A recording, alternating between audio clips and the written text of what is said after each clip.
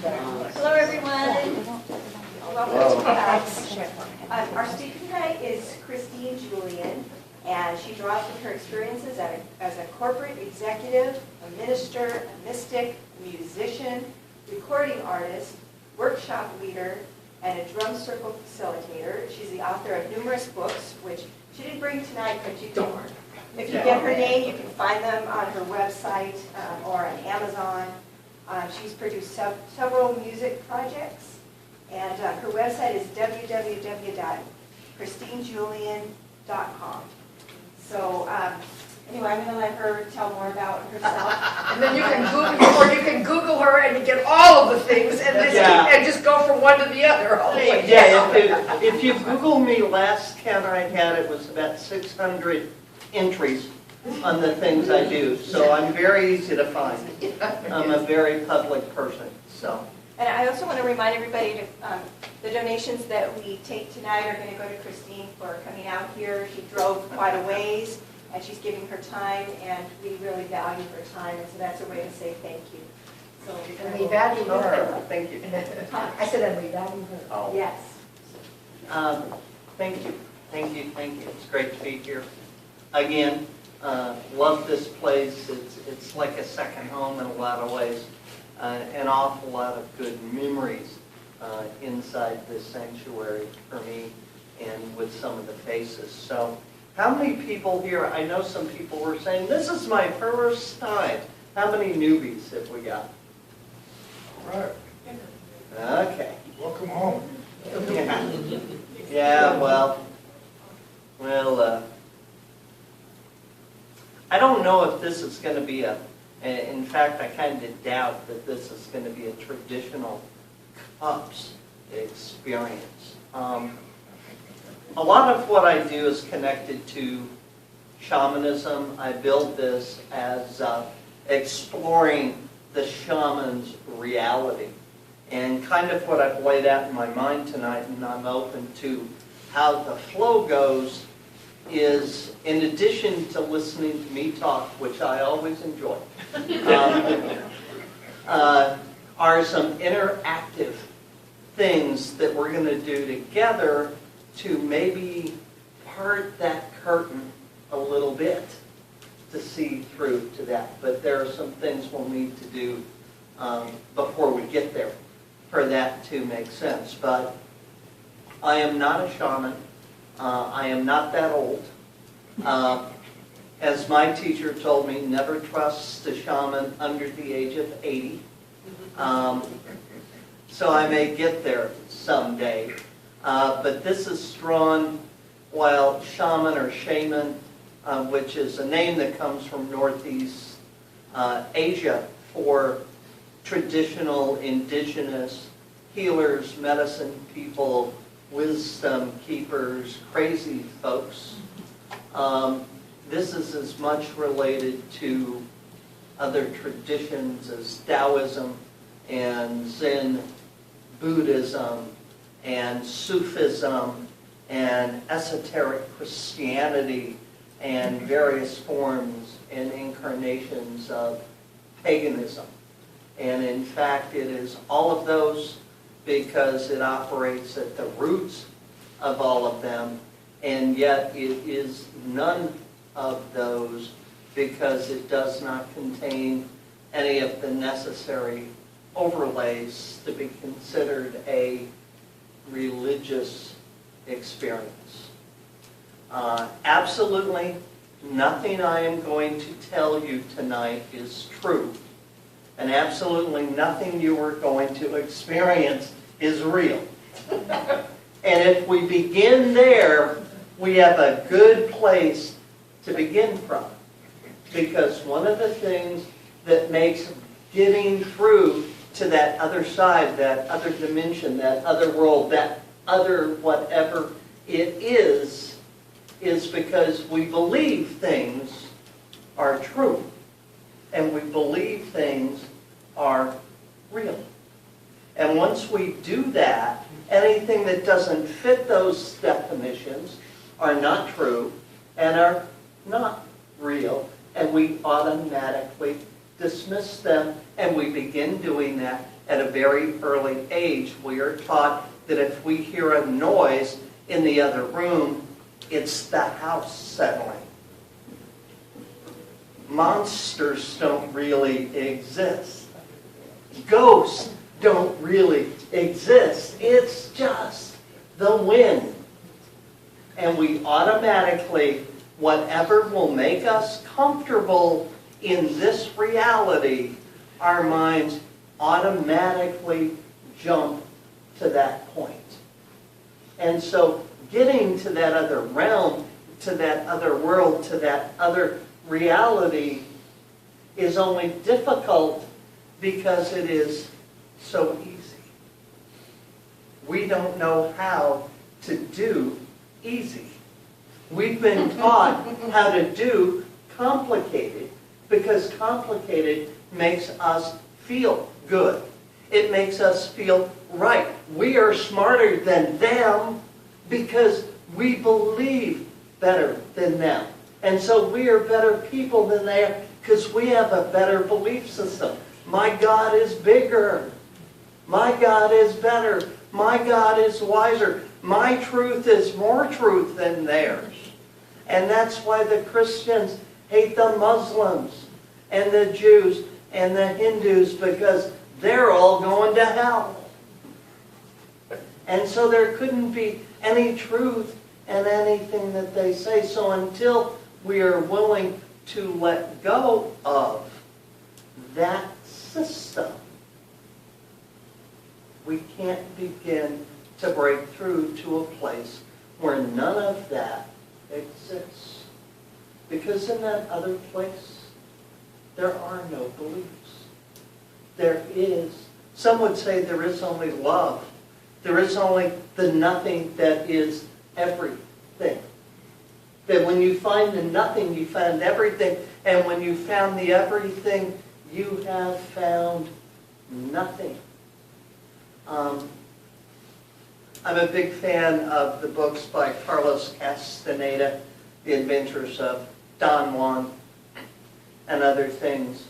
And in his first book, one of the hardest things that Carlos wrestles with getting his mind around is this thing of tonal and nodal, these concepts of here and there. And it's actually very easy to define them. Anything you can put a word on is here. Anything that is beyond words is there. And that sounds very mystical and ancient and Yaqui, Indian, but that comes into great focus if you pick up a book by a person named Jill Bolte Taylor. It's about a year old. It's called My Stroke of Insight, where she had a stroke and lost all of the language center of her brain. And it took her 8 years to recover. And when she lost all of her language capacity, the world became balls of energy and sensation and being connected to everything at one time. And one of the hardest battles for her coming back from that stroke was being willing to let go of that experience to come back into this reality. And so if you can put a word on it, it isn't there. And so as soon as we define it, as soon as we say it, boom, it's like a bungee cord. You know, it's like one of those keychains where you can pull them all the way out, and then one last tug, and it gets sucked back in. That's what our language does for us. We think we're getting really close, and something happens, and we go, wow, that's up.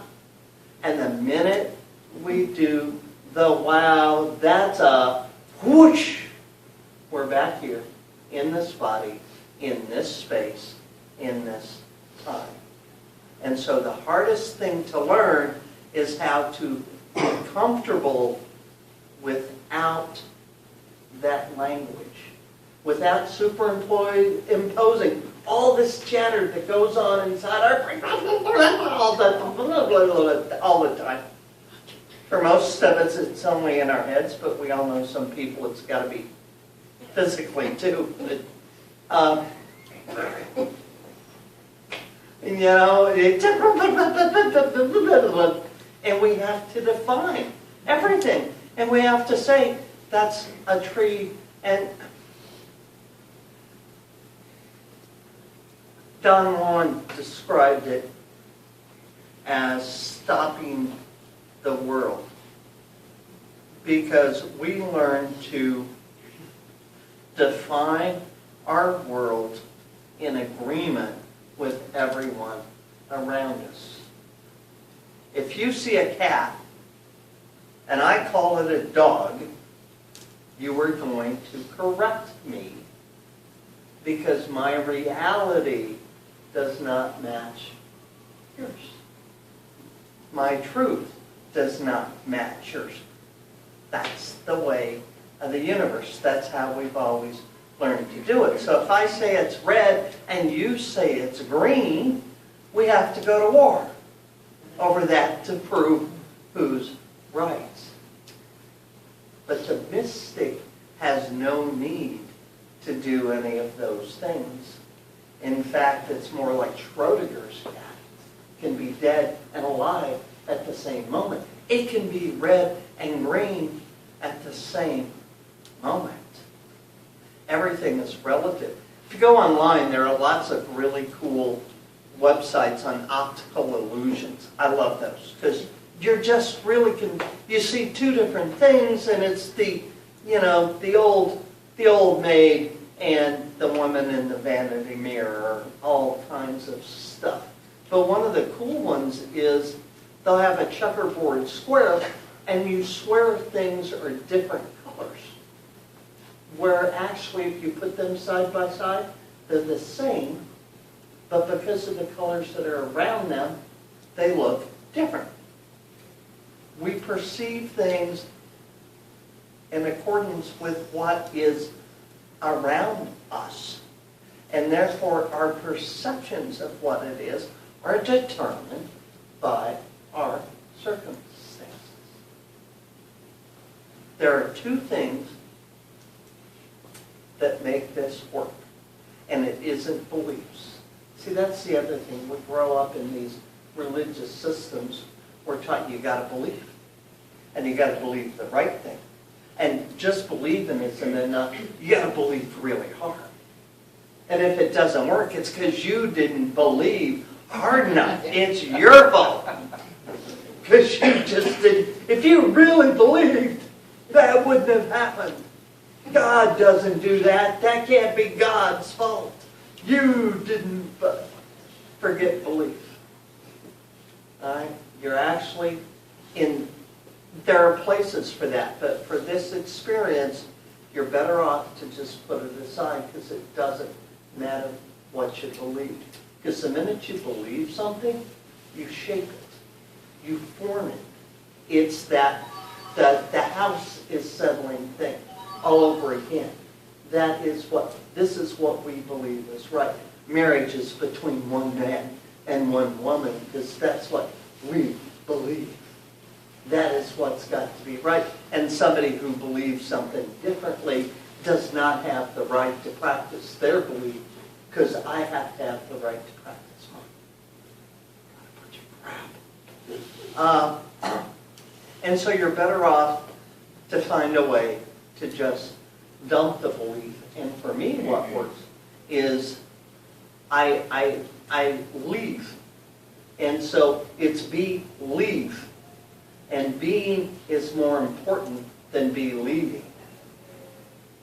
And so this experience is about being. There are two things that will affect this experience. I call it the AI. Attention and intention. Those are the only two things that can affect it. Is one, learning to be an observer a total, complete sponge.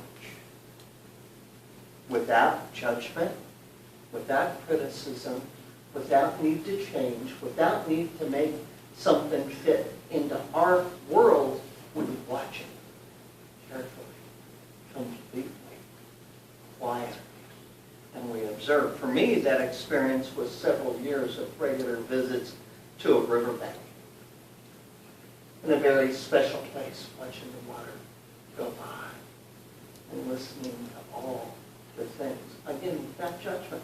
And I'm sure there are a lot of what happened there I can't tell you because I didn't bother to put words on top of it to make it something I'm comfortable with. See, and that's the hard part about it, is I have to dance around the outside edges of this, because if anything I can tell you is not it. All right? We're playing the blind man and the elephant here. You know, the old teaching story where they took a group of old men to an elephant, blind men, and one felt the trunk and said that, well, an elephant is like a snake. And the one that felt the leg said, no, no, no, no, no. An elephant is like a tree. And the one who felt the tail said, no, an elephant is obviously like a rope. What is wrong with you people? And the one who felt the side said, no, an elephant is like a wall.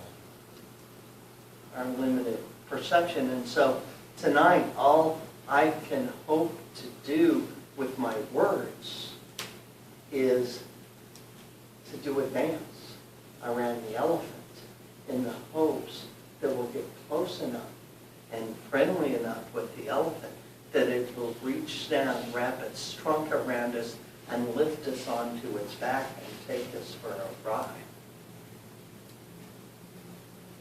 That's the place, and once we get there, I can't tell you anything anymore because my words will just snap you off the back into this place again. And so the first part of this, I want to begin tonight with sort of a meditation. I've kind of grown weary lately of guided meditation. Close your eyes. Breathe deep. You're on a beach. Actually, I'm going to do some of that, but in hopefully a very different way later. Only by way of introduction, in fact, but hopefully I can do it differently because I really... one of my problems with that sort of thing is I don't want somebody else messing with my paradigm and telling me to see things that maybe I don't want to see, or things that I just don't want to deal with, or I don't want to accept their definition of the universe. So I want to do a blank meditation, and I've done this in some of the other classes and things we've done. If you're more comfortable, you can close your eyes. If you promise not to snore. But I actually recommend that you do this meditation with your eyes open. There's a part of our brain. And imagine a walking meditation, but you're sitting down. Okay, you can't close your eyes when you're doing a walking meditation. You're going to run into a tree. All right? And so you learn to meditate while you're observing the universe around you. Have you heard of the phrase second sight? Did anybody eat today? Anybody have a meal sometime during the course of the day? Okay. Do you remember what you ate? Okay. Was it good? Yeah. Okay. Tastes good, huh? Smell good? Okay. What color was it? Okay. Had some texture to it, had some chew. Okay. Where did you just see that? You did not have to close your eyes to remember all of those things. That's the place we want to do the meditation. Rather than here, it's here. It's the same place. You just remembered that dinner. And this is a cool practice. You can even do it while you're driving. Once you get really comfortable with it, you can do it at work.